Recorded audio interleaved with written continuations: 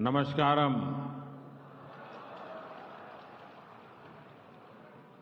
एंडे प्रियपेट्ट सह प्रवर्तकरे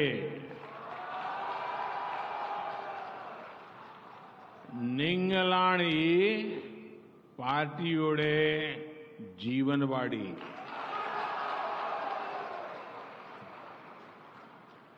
केरला में बीजेपी को सशक्त करने वाले आप सभी कार्यकर्ता साथियों के बीच आना मेरे लिए हमेशा बहुत ही सुखद होता है। विपरीत परिस्थितियों के बावजूद केरला के कोने कोने में कार्यकर्ताओं की अनेक पीढ़ियों ने बीजेपी का झंडा बुलंद रखा है। राजनीतिक हिंसा के बीच भी अपनी विचारधारा और देशभक्ति के प्रति कमिटेड रहने वाली कार्यकर्ताओं की हर पीढ़ी को आज मैं सर झुका करके नमन करता हूं। കേരളത്തിൽ ബിജെപിയെ ശക്തിപ്പെടുത്തുന്ന നിങ്ങളുടെ ഇടയിൽ വരുന്നത് എന്നെ സംബന്ധിച്ചിടത്തോളം വളരെ സുഖമുള്ള കാര്യമാണ്. വിപരീത പരിസ്ഥിതിയിലും കേരളത്തിലെ മുക്കിലും മൂലയിലുമുള്ള പ്രവർത്തകരുടെ പല തലമുറകൾ പാർട്ടിയുടെ പതാക ഉയരെ പാറിപ്പിക്കുന്നതിൽ വിജയിച്ചു. രാഷ്ട്രീയ അക്രമങ്ങളുടെ ഇടയിലും പ്രത്യയശാസ്ത്രത്തോടും ദേശഭക്തിയോടും അചഞ്ചലമായ വിശ്വാസമർപ്പിച്ച് ആ പ്രവർത്തകരുടെ തലമുറയെ ഞാൻ ശിരസ് നമിച്ച് ഇതാ വണങ്ങുന്നു. കേരളത്തിലെ एनडीए सह प्रवर्तकरे केरला के लोगों का प्रेम, उनका स्नेह हमेशा ही मुझे अभिभूत करता है। कल जिस क्षण में कोच्चि पर उतरा तब से लेकर पूरे रास्ते भर हजारों लोग मुझे अपना आशीर्वाद देने आए। आज सुबह मैं गुरुवायूर और त्रिपायर मंदिर में दर्शन के लिए गया था। मंदिर के भीतर मैंने जनार्दन के आशीर्वाद की अनुभूति की और मंदिर के बाहर मुझे ईश्वर रूपी जनता जनार्दन के दर्शन हुए। हजारों की संख्या एक बार फिर लोग मुझे आशीर्वाद देने के लिए आए थे। ये मेरा सौभाग्य है। ये भावना अद्भुत है। संगठन की ये शक्ति, केरल के कार्यकर्ताओं का ये परिश्रम वाकई बहुत संतोष देने वाला है। കേരളത്തിലെ ജനങ്ങളുടെ ഇഷ്ടം, പ്രേമം, സ്നേഹം എന്നും എന്നെ അത്ഭുതപ്പെടുത്താറുണ്ട്. ഇന്നലെ ഞാൻ കൊച്ചി എയർപോർട്ടിൽ ഇറങ്ങിയത് മുതൽ വഴിയരികിൽ മുഴുവനും ആയിരക്കണക്കിന് ജനങ്ങളാണ് എന്നെ അനുഗ്രഹിക്കാൻ എത്തിയത്. ഇന്ന് രാവിലെ ഗുരുവായൂർ, തൃപ്രയാർ ക്ഷേത്രങ്ങൾ ദർശനത്തിന് പോയി. ക്ഷേത്രങ്ങൾക്കകത്ത് ജനാർദ്ദനന്റെ അനുഭൂതി ലഭിച്ചു. എന്നാൽ ക്ഷേത്രങ്ങളുടെ പുറത്ത് എനിക്ക് ഈശ്വര രൂപം പൂണ്ട ജനാർദ്ദനന്റെ ദർശനവും ലഭിച്ചു. ആയിരക്കണക്കിന് ആളുകളാണ് വീണ്ടും എന്നെ അനുഗ്രഹിക്കാൻ വന്നിരുന്നത്. ഇതെന്റെ സൗഭാഗ്യമാണ്. ഈ വികാരം, ഈ ശക്തി, ഇത് അചിന്തിതമാണ്. ഇത് വളരെ അധികം സന്തോഷം എനിക്ക് നൽകുന്നു.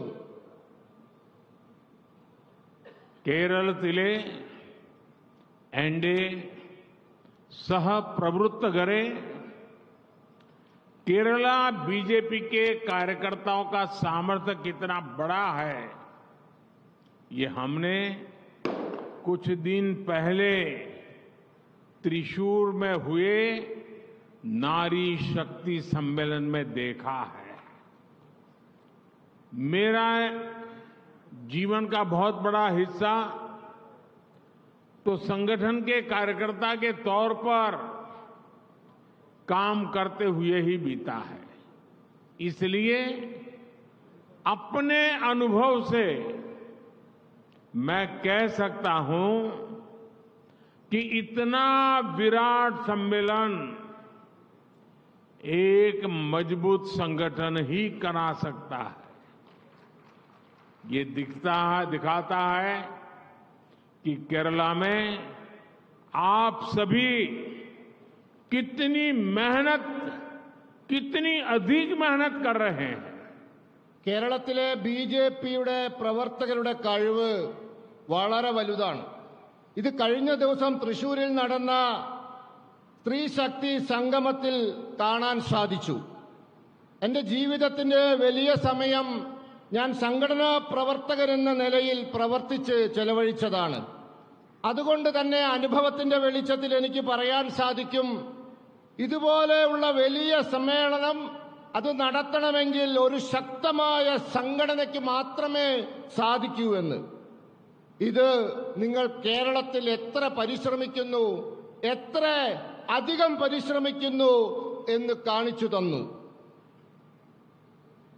കേരളത്തിലെ എന്റെ സഹപ്രവർത്തകരെ बीजेपी आज पूरे देश के हर क्षेत्र, हर वर्ग की पार्टी है।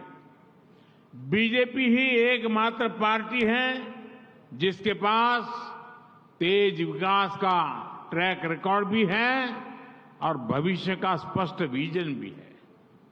गरीब, महिला, युवा, किसान, मछुआरे, ये समाज के वो चार वर्ग है जिनके सशक्तिकरण से ही विकसित भारत का निर्माण होने वाला है। ये बीजेपी ही है जो गरीब कल्याण को सर्वोच्च प्राथमिकता देते हुए काम कर रही है। हमने गरीबों को मुफ्त राशन देने वाली योजना शुरू की और अब इसे 5 साल के लिए आगे बढ़ाया है। हमने गरीबों को मुफ्त इलाज की सुविधा दी, गरीबों को पक्के घर दिए, मुफ्त गैस कनेक्शन दिया। ऐसी योजनाओं से गरीबों का जीवन आसान हुआ है। ബിജെപി ഇന്ന് രാജ്യത്തെ എല്ലാ പ്രദേശത്തിലും എല്ലാ വിഭാഗങ്ങളുടെയും പാർട്ടിയാണ്. ബിജെപിക്ക് മാത്രമാണ് വേഗത്തിലുള്ള വികസനത്തിന്റെ ചരിത്രവും അതോടൊപ്പം ഭാവിയെപ്പറ്റി കൃത്യമായ കാഴ്ചപ്പാടുമുള്ളത്. പാവങ്ങൾ, സ്ത്രീകൾ, യുവാക്കൾ, കൃഷിക്കാർ, തൊഴിലാളികൾ എന്നിവർ ആ വിഭാഗങ്ങളാണ് ആരെയാണോ ശക്തിപ്പെടുത്തേണ്ടത്, എങ്ങനെയാണോ വികസിത ഭാരതം സാധ്യമാവേണ്ടത്, അതിനാരെയാണോ ശക്തിപ്പെടുത്തേണ്ടത്, അതിവരാണ്. പാവങ്ങളുടെ ക്ഷേമത്തിന് വളരെ പ്രാധാന്യം നൽകുന്ന പാർട്ടിയാണ് ബിജെപി. നമ്മൾ പാവങ്ങൾക്ക് സൗജന്യ റേഷൻ നൽകുന്ന പദ്ധതി ആരംഭിച്ചു. ഇപ്പോൾ അത് 5 വർഷത്തേക്ക് കൂടി നീട്ടിയിരിക്കുന്നു. നമ്മൾ പാവങ്ങൾക്ക് സൗജന്യ ചികിത്സയ്ക്കുള്ള സൗകര്യങ്ങൾ ചെയ്തു. അവർക്ക് നല്ല വീട് നൽകി, സൗജന്യ പാചകവാതക കണക്ഷൻ നൽകി. ഇത്തരത്തിലുള്ള പദ്ധതികളിലൂടെ നാം പാവങ്ങളുടെ ജീവിതം സുഖകരമാക്കി. साथियों, बीजेपी सरकार की प्राथमिकता है देश के सामान्य नागरिक की, आपकी कमाई बढ़े लेकिन बचत भी बढ़े। आयुष्मान भारत योजना के तहत 5 लाख रुपए तक का मुफ्त इलाज मिलने से देश के लोगों को 1 लाख करोड़ रुपए की बचत हुई है। जन औषधि केंद्रों पर 80% डिस्काउंट पर दवा देने से देश के लोगों के 25,000 करोड़ रुपए से ज्यादा बचे हैं। 10 साल पहले तक 2 लाख रुपए से ज्यादा की इनकम पर इनकम टैक्स लगा करता था। बीजेपी सरकार ने तय किया कि अब 2 लाख बहुत जमाना चला गया, 7 लाख रुपए तक की इनकम पर कोई टैक्स नहीं होगा। टैक्स को लेकर जो भी नई व्यवस्थाएं 10 वर्षों में आई है, उससे टैक्स पेयर के लगभग 2.5 लाख करोड़ रुपए की बचत हुई है। बीजेपी सरकार ने मोबाइल भी सस्ता किया है और मोबाइल डेटा भी सस्ता किया है। 10 साल पहले मोबाइल डेटा की जो कीमत थी, अगर वही आज भी रहती तो आज आपका मोबाइल बिल कम से कम 5,000 रुपया महीने आता। आज बीजेपी की सरकार की वजह से देश के लोगों को हर महीने मोबाइल बिल पर 4,500 रुपया हर व्यक्ति का जो मोबाइल का उपयोग करता है 4,500 रुपये की बचत हो रही है। ബിജെപി സർക്കാരിന്റെ പ്രാഥമികമായ ലക്ഷ്യം രാജ്യത്തെ സാധാരണക്കാരുടെ നിങ്ങളുടെ വരുമാനം വർദ്ധിപ്പിക്കുക എന്നതിനോടൊപ്പം അവരുടെ സമ്പാദ്യവും വർദ്ധിപ്പിക്കുക എന്നുള്ളതാണ്. ആയുഷ്മാൻ ഭാരത് പദ്ധതിയിലൂടെ 5 ലക്ഷം രൂപ വരെയുള്ള ചികിത്സ സൗജന്യമായി ലഭിക്കുന്നതിലൂടെ രാജ്യത്തിലെ സാധാരണക്കാർക്ക് 1 ലക്ഷം കോടി രൂപയുടെ ലാഭമുണ്ടായിട്ടുണ്ട്. ജനൌഷധി കേന്ദ്രങ്ങളിലൂടെ 80% കിഴിവിൽ മരുന്നുകൾ ലഭിക്കുന്നതിലൂടെ ജനങ്ങൾക്ക് ഏതാണ്ട് 25,000 കോടി രൂപയിലധികം ലാഭമുണ്ടായിട്ടുണ്ട്. 10 വർഷങ്ങൾക്ക് മുമ്പ് 2 ലക്ഷം രൂപയിലധികം വരുമാനമുള്ളവർ ആദായ നികുതി നൽകണമായിരുന്നു. ആ 2 ലക്ഷം രൂപയുടെ കാലം കഴിഞ്ഞു. ബിജെപി സർക്കാർ തീരുമാനിച്ചു 7 ലക്ഷം രൂപ വരെയുള്ള വരുമാനത്തിന് ആദായ നികുതി വേണ്ട എന്ന്. നികുതി വിഷയത്തിൽ കഴിഞ്ഞ 10 വർഷത്തിനുള്ളിലുണ്ടായ മാറ്റങ്ങൾ, പുതിയ തീരുമാനങ്ങൾ കൊണ്ട് രാജ്യത്തിലെ നികുതിദായകർക്ക് 2.5 ലക്ഷം കോടി രൂപയുടെ ലാഭമുണ്ടായിട്ടുണ്ട്. ബിജെപി സർക്കാർ മൊബൈൽ ഫോണിന്റെ വില കുറച്ചു. അതോടൊപ്പം മൊബൈൽ ഡാറ്റയുടെ വിലയും കുറച്ചു. 10 വർഷം മുമ്പുള്ള മൊബൈൽ ഡാറ്റയുടെ വിലയാണ് ഇന്നുണ്ടായിരുന്നെങ്കിൽ നിങ്ങളുടെ മൊബൈൽ ഡാറ്റയുടെ ബില്ല് ഒരു മാസം ഏറ്റവും ചുരുങ്ങിയത് 5,000 രൂപയാവുമായിരുന്നു. ഇന്ന് ബിജെപി സർക്കാർ കാരണം ഓരോ വ്യക്തിക്കും 4,000 മുതൽ 4,500 രൂപ വരെയുള്ള തുകയുടെ ലാഭം ഓരോ മാസവും മൊബൈൽ ബിൽ ഇനത്തിൽ ലഭിക്കുന്നുണ്ട്. साथियों, बीजेपी सरकार की स्पष्ट नीति और निर्णयों का सकारात्मक असर आज देश में दिख रहा है। हाल में ही आई एक रिपोर्ट में आया है कि पिछले 9 वर्षों में देश में 25 करोड़ लोग, यह आंकड़ा याद रखिए, 9 वर्ष में 25 करोड़ लोग गरीबी से बाहर निकले हैं। जिस देश में 5 दशकों तक कांग्रेस जैसे दलों ने सिर्फ गरीबी हटाओ का नारा दिया, वहां सिर्फ 9 साल में लगभग 25 करोड़ लोगों का गरीबी से बाहर निकलना, ये बहुत बड़ी बात है। ये दिखाता है कि विकसित भारत बनने के लिए हमने जो दिशा तय की है, जिस रास्ते पर चल रहे हैं, वो रास्ता सही है। ബി.ജെ.പി. സർക്കാരിന്റെ ശരിയായ നയങ്ങളുടെയും തീരുമാനങ്ങളുടെയും ഗുണകരമായ പ്രഭാവം രാജ്യത്ത് ദൃഷ്ടമാണ്. ഈ അടുത്ത കാലത്ത് വന്ന ഒരു റിപ്പോർട്ടിൽ രാജ്യത്ത് 25 കോടി ജനങ്ങൾ കഴിഞ്ഞ 9 വർഷത്തിനുള്ളിൽ ദാരിദ്ര്യത്തിൽ നിന്നും മോചിതരായി എന്ന് പറയുന്നു. നിങ്ങൾ ആലോചിച്ചു നോക്കൂ, 9 വർഷത്തിനുള്ളിലാണ് സംഭവിച്ചിരിക്കുന്നത്. ഏത് രാജ്യത്താണ് കോൺഗ്രസും മറ്റു പാർട്ടികളും 5 പതിറ്റാണ്ട് കാലം ഗരീബി ഹട്ടാവോ, ദാരിദ്ര്യം നിർമ്മാർജ്ജനം ചെയ്യൂ എന്ന മുദ്രാവാക്യം മാത്രം പറഞ്ഞു നടന്നത്? ആ രാജ്യത്ത് 9 വർഷം കൊണ്ട് 25 കോടി ജനങ്ങൾ ദാരിദ്ര്യത്തിൽ നിന്നും മുക്തരായി എന്നുള്ളത് വലിയ കാര്യമാണ്. എന്താണിത് തെളിയിക്കുന്നത്? വികസിത ഭാരതം എന്ന സങ്കല്പം വെച്ചുകൊണ്ട് നാം തെരഞ്ഞെടുത്ത രീതികളും നമ്മുടെ മാർഗവും ശരിയാണ് എന്നാണ് ഇത് തെളിയിക്കുന്നത്. साथियों, लोकसभा के चुनाव देश की सरकार चुनने के लिए है. ये बात आपको हर वोटर तक पहुंचानी है. भारत सरकार की एक बड़ी जिम्मेदारी देश की सुरक्षा और दुनिया में भारत की भूमिका को सशक्त करने की होती है.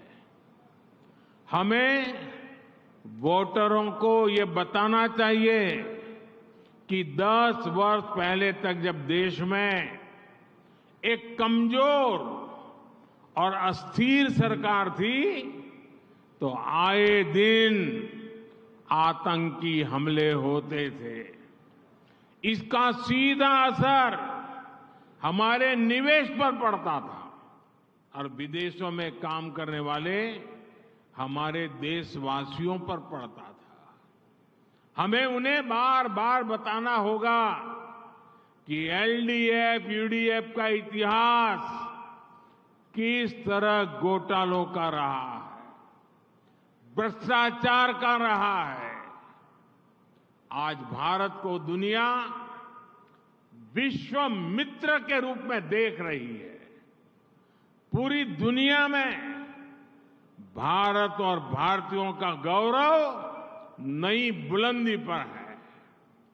इसका बेहतरीन उदाहरण गल्फ देशों के साथ हमारे संबंध है. आज गल्फ के देशों से भारत के संबंध इतिहास के सबसे मजबूत दौर से गुजर रहे हैं. गल्फ के देशों में भारतीयों का सम्मान भी बढ़ा है, उनके लिए अवसर भी बढ़े हैं और उन्हें सुरक्षा का भरोसा भी मिला है. കേരളത്തിലെ എന്റെ സഹപ്രവർത്തകരെ, ലോക്സഭാ തെരഞ്ഞെടുപ്പ് രാജ്യം ഭരിക്കേണ്ട സർക്കാരിനെ തെരഞ്ഞെടുക്കാനുള്ളതാണ്. ഈ കാര്യം നിങ്ങൾ എല്ലാ വോട്ടർമാരെയും പറഞ്ഞു മനസ്സിലാക്കേണ്ടതാണ്. ഭാരത സർക്കാരിന്റെ ഒരു വലിയ ഉത്തരവാദിത്വം രാജ്യത്തിന്റെ സുരക്ഷയും അതോടൊപ്പം ലോകത്ത് ഭാരതത്തിന്റെ പങ്ക് ശക്തിപ്പെടുത്തുക എന്നുള്ളതുമാണ്.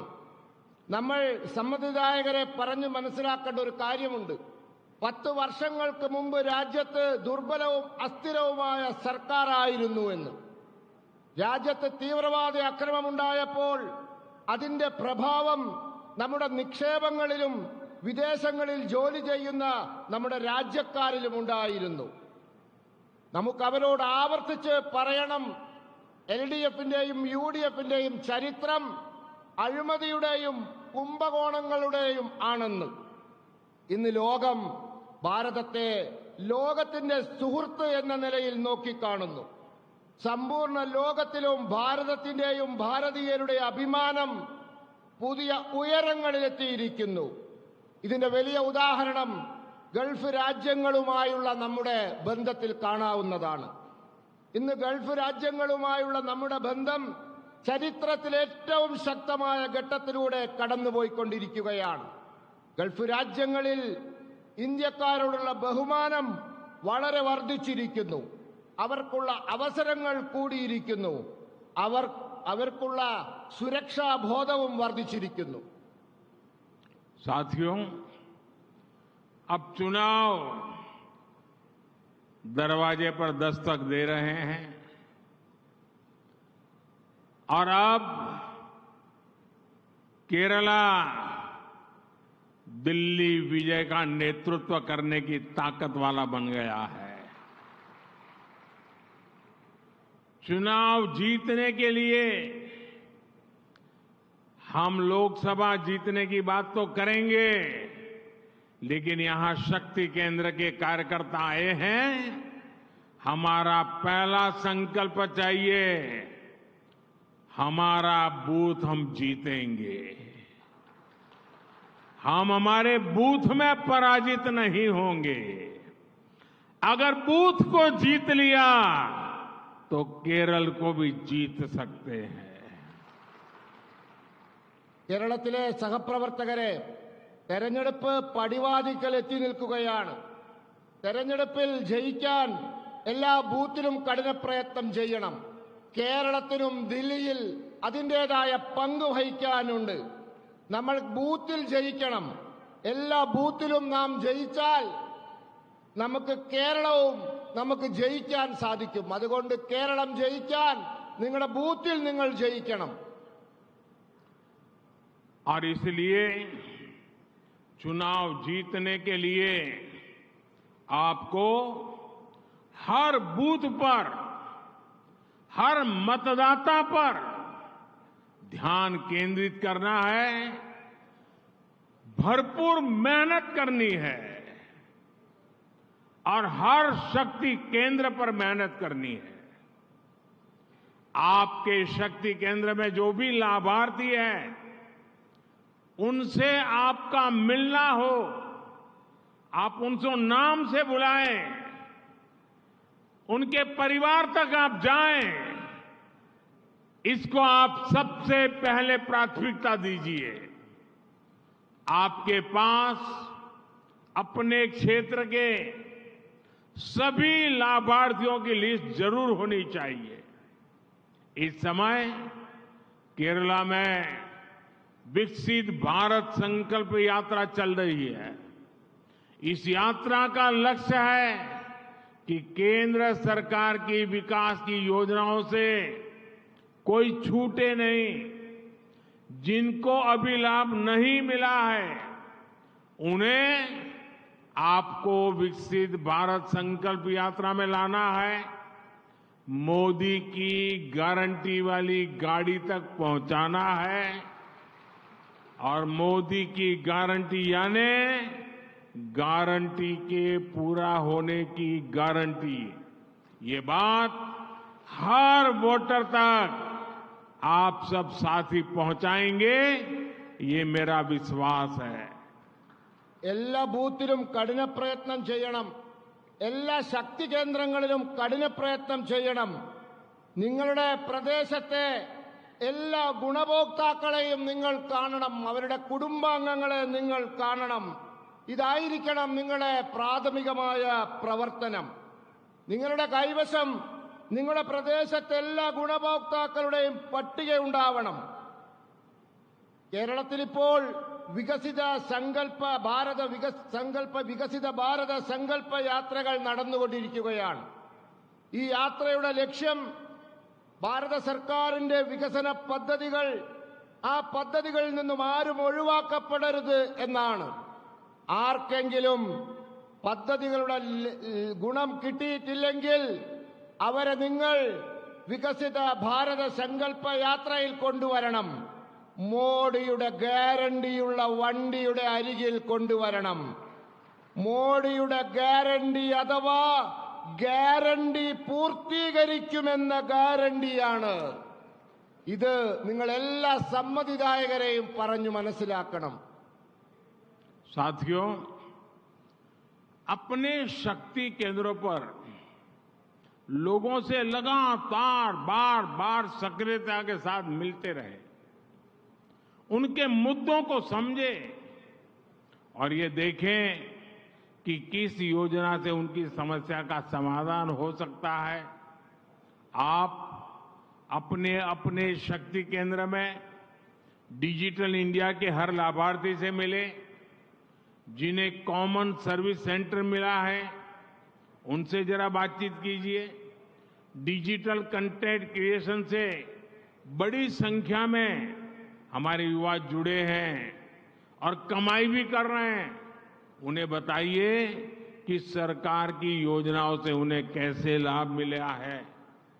रेहड़ी फुटपाथ पर काम करने वाले साथियों के लिए पहली बार पीएम स्वनिधि योजना बनाई है।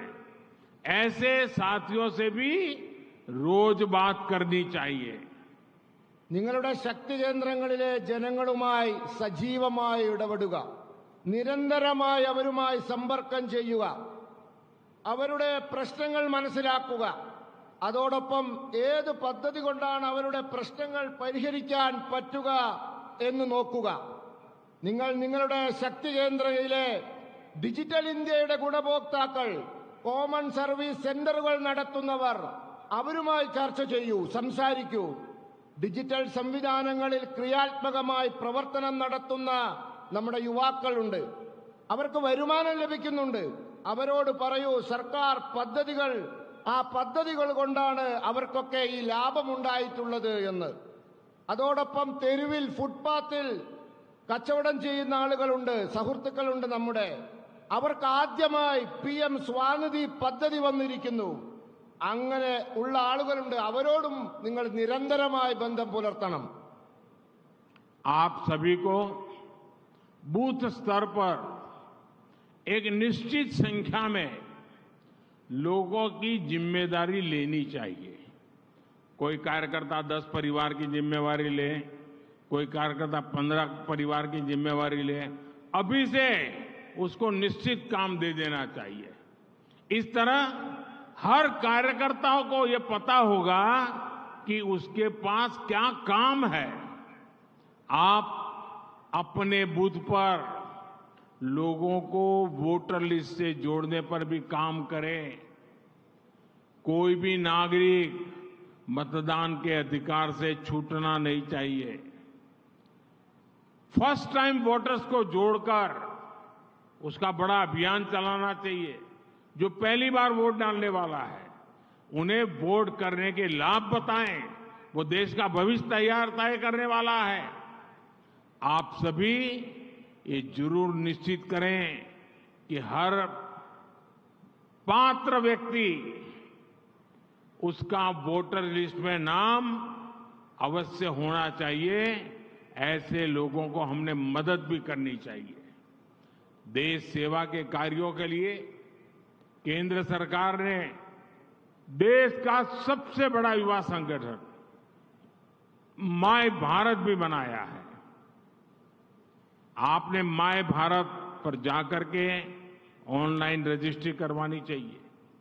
अभी तक की जो मेरी जानकारी है, बहुत कम समय में 1 करोड़ से ज्यादा युवा मेरा युवा भारत, माय भारत संगठन से जुड़ चुके हैं।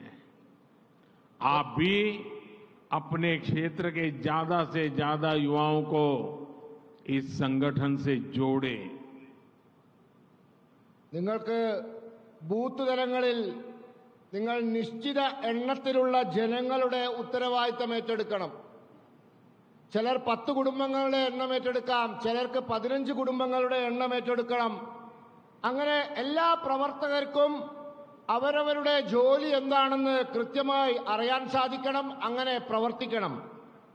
നിങ്ങൾക്ക് നിങ്ങളുടെ ബൂത്തുകളിലെ ജനങ്ങളെ വോട്ടർ പട്ടികയുമായി ബന്ധപ്പെടുത്താൻ സാധിക്കണം.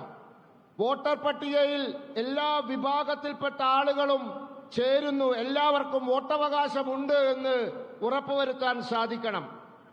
നിങ്ങൾ ആദ്യമായി വോട്ട് ചെയ്യാൻ പോകുന്ന കന്നി വോട്ടർമാരുമായി ബന്ധപ്പെടണം. വോട്ട് ചെയ്യുന്നതിന്റെ ഗുണത്തെപ്പറ്റി അവരെ പറഞ്ഞ് ബോധ്യപ്പെടുത്തണം. അതിന് അവരെ നിങ്ങൾ സഹായിക്കണം. നിർബന്ധമായിട്ടും ആരും വോട്ടർ പട്ടികയിൽ നിന്ന് ഒഴിവായി പോയിട്ടില്ല എന്ന് ഉറപ്പുവരുത്തണം. രാജ്യസേവനത്തിനായി കേന്ദ്ര സർക്കാർ യുവാക്കൾക്കായിട്ടുള്ള ഏറ്റവും വലിയൊരു സ്ഥാപനം തുടങ്ങിയിട്ടുണ്ട്, മൈ ഭാരത്. ആ മൈ ഭാരതുമായി നിങ്ങൾ ബന്ധപ്പെടണം. ഞാൻ മനസ്സിലാക്കിയെടുത്തോളം കുറഞ്ഞ കാലത്തിനുള്ളിൽ 1 കോടി യുവാക്കൾ ഈ മൈ ഭാരത് എന്ന യുവഭാരത സ്ഥാപനവുമായി ബന്ധപ്പെട്ട് കഴിഞ്ഞു, യോജിച്ചു കഴിഞ്ഞു. നിങ്ങളും നിങ്ങളുടെ പ്രദേശത്തെ മുഴുവൻ യുവാക്കളെയും ഈ സ്ഥാപനവുമായി ബന്ധപ്പെടുത്താൻ പരിശ്രമിക്കണം. साथियों, आप सभी शक्ति केंद्र के प्रतिनिधियों द्वारा नमो ऐप का निरंतर इस्तेमाल भी बहुत आवश्यक है। नमो ऐप पर आपको ऐसी अनेकों जानकारियां मिलती रहेगी जो आपको, वोटर्स को जागरूक करने में मदद करेगी। अपने कार्यकर्ताओं की छोटी छोटी मीटिंग लेने के लिए भी वो मुद्दे आपको बहुत काम आएंगे। आप सोशल मीडिया और अन्य डिजिटल प्लेटफॉर्म्स का इस्तेमाल पार्टी के बारे में पॉजिटिविटी फैलाने में करें। केंद्र सरकार की योजनाओं के बारे में लोगों को बताने के लिए करें। आप इन सोशल प्लेटफॉर्म से अपने क्षेत्र के लोगों तक सीधे पहुंच पाएंगे। നിങ്ങൾ എല്ലാ ശക്തി കേന്ദ്ര പ്രവർത്തകരും നമോ ആപ്പ് അത് നിരന്തരമായി ഉപയോഗിക്കണം. നിങ്ങൾക്ക് വോട്ടർമാരെ ബോധവൽക്കരിക്കാൻ ആവശ്യമായ പ്രവർത്തകരുടെ മീറ്റിംഗുകൾ പറയേണ്ടതായിട്ടുള്ള അനേകം വിവരങ്ങൾ നമുക്ക് ആ ആപ്പിൽ നിന്നും ലഭിക്കുന്നതായിരിക്കും. നിങ്ങൾ സോഷ്യൽ മീഡിയ, സാമൂഹ്യ മാധ്യമങ്ങൾ, ഡിജിറ്റൽ സംവിധാനങ്ങൾ എന്നിവ പാർട്ടിയെപ്പറ്റി ക്രിയാത്മകമായ ധാരണ പരത്തുന്നതിനായി ഉപയോഗിക്കണം.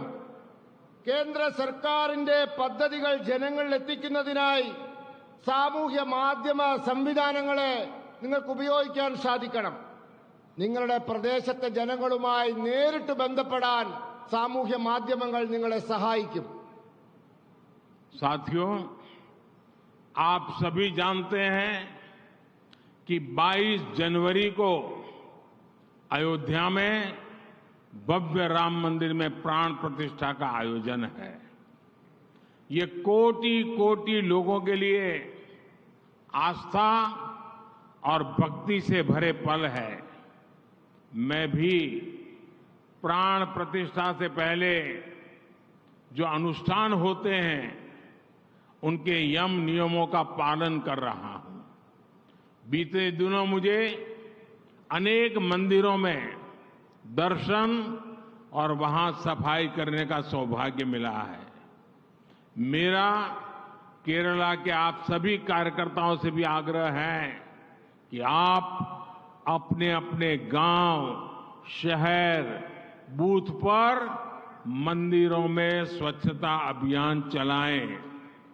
22 जनवरी को प्राण प्रतिष्ठा अयोध्या में होगी, लेकिन श्री राम ज्योति उस दिन शाम को देश के घर घर में जलेगी, हर मंदिर में जलेगी। केरला तो वो राज्य है जो अपना पूरा 1 महीना रामायण को समर्पित करता है। यहां रामायण मासम मनाया जाता है। केरला में भी पूरे सद्भाव के साथ श्री राम ज्योति जले, ये संदेश आपको अपने क्षेत्र में हर घर में पहुंचाना है और पक्का करना है कि हर घर में शाम को राम ज्योति जले। നിങ്ങൾക്ക് എല്ലാവർക്കും അറിയാം, ജനുവരി 22 അയോധ്യയിൽ ഭവ്യമായ രാമക്ഷേത്രത്തിൽ പ്രാണപ്രതിഷ്ഠ നടക്കുകയാണ്. ഇത് കോടാനുകോടി ജനങ്ങളുടെ വിശ്വാസവും ഭക്തിയും നിറയുന്ന മുഹൂർത്തമാണ്. ഞാൻ പ്രാണപ്രതിഷ്ഠയുടെ മുമ്പ് ആചരിക്കേണ്ട അനുഷ്ഠാനങ്ങൾ, മര്യാദകൾ, ആചാരങ്ങൾ എന്നിവ പാലിച്ചുകൊണ്ടിരിക്കുകയാണ്. കഴിഞ്ഞ ദിവസങ്ങളിൽ എനിക്ക് അനേകം ക്ഷേത്രങ്ങൾ ദർശിക്കാൻ സാധിക്കുകയും അവിടെയൊക്കെ വൃത്തിയാക്കുവാനുള്ള സൗഭാഗ്യം ലഭിക്കുകയുമുണ്ടായി. ഞാൻ കേരളത്തിലെ പ്രവർത്തകരോട് പറയാൻ ആഗ്രഹിക്കുന്നത്, നിങ്ങൾ നിങ്ങളുടെ ഗ്രാമത്തിൽ, നഗരത്തിൽ, ബൂത്തിൽ ഒക്കെയുള്ള ക്ഷേത്രങ്ങൾ വൃത്തിയാക്കുക. ഈ പരിപാടി നടത്തുക. ജനുവരി മാസം 22-ന് പ്രാണപ്രതിഷ്ഠാ ചടങ്ങ് അയോധ്യയിൽ നടക്കും. എന്നാൽ ശ്രീരാമ ജ്യോതി രാജ്യത്തെ എല്ലാ വീട്ടിലും എല്ലാ ക്ഷേത്രങ്ങളിലും നമുക്ക് തെളിയിക്കണം. കേരളം എന്ന് പറയുന്നത് ഒരു മാസം മുഴുവൻ രാമായണത്തിന് വേണ്ടി സമർപ്പിക്കുന്ന ഒരു പ്രദേശമാണ്. ഇവിടെ രാമായണ മാസം ആചരിക്കുന്നുണ്ട്. കേരളത്തിലെ എല്ലാ പ്രദേശങ്ങളിലും എല്ലാ വീട്ടിലും ക്ഷേത്രങ്ങളിലും സമ്പൂർണ്ണ ഭക്തിയോടുകൂടി ശ്രീരാമ ജ്യോതി തെളിയിച്ച് നാം ആ ദിവസം ആഘോഷിക്കണം. ഈ സന്ദേശം നിങ്ങൾ എല്ലാ വീടുകളിലും എല്ലാ പ്രദേശത്തും എല്ലാ വ്യക്തിയിലും 22-ന് രാമജ്യോതി തെളിയിക്കേണ്ട ഈ സന്ദേശം എത്തിക്കണം. मैं केरल की जनता के सामर्थ्य को जानता हूं. देश के उज्जवल भविष्य के लिए काम करने का केरल के लोगों का मिजाज भी जानता हूं. मेरा उन पर बहुत भरोसा है. वैसे ही मुझे केरला के हर कार्यकर्ता पर उतना ही भरोसा है. आप चुनौतियों से तप करके निकले हुए कार्यकर्ता है. इसलिए केरला की जनता का भरोसा जीतने में आप जरूर सफल होंगे. और मैं फिर एक बार संगठन की शक्ति को प्रणाम करते हुए आप सबको बहुत बहुत शुभकामनाएं देता हूं. കേരളത്തിലെ ജനങ്ങൾ പ്രവർത്തകരെ ആ പ്രവർത്തകരുടെ കഴിവിൽ എനിക്ക് നല്ല വിശ്വാസമുണ്ട്. രാജ്യത്തിന് വേണ്ടി പ്രവർത്തിക്കാൻ നല്ല കഴിവുള്ള ആളുകളാണ് നിങ്ങൾ. അതുകൊണ്ട് തന്നെ നിങ്ങളുടെ കഴിഞ്ഞകാല പ്രവർത്തനങ്ങളിൽ എനിക്ക് നിങ്ങൾക്ക് കാണാൻ സാധിച്ച നിങ്ങളുടെ കഴിവിന്റെ വെളിച്ചത്തിൽ തന്നെ പറയാൻ സാധിക്കും, കേരളത്തിലെ ജനങ്ങളുടെ വിശ്വാസം നേടുന്നതിൽ നിങ്ങൾ നിശ്ചയമായും വിജയിക്കുക തന്നെ ചെയ്യുമെന്ന്. അതുകൊണ്ട് എല്ലാവർക്കും ഞാൻ ഇതാ ആശംസകൾ നേരുന്നു. मेरे साथ बोलिए, दोनों हाथ ऊपर करके पूरी ताकत से बोलिए, भारत माता की. രണ്ട് കൈയും മുകളിലേക്ക് ഉയർത്തിപ്പിടിച്ച് എന്നോടൊപ്പം വിളിക്കൂ, भारत माता की. ജയ് भारत माता की. ജയ് भारत माता की. ജയ് भारत माता की. ജയ് भारत माता की. ജയ് वंदे മാതരം वंदे മാതരം वंदे. മാതരം. बहुत बहुत धन्यवाद.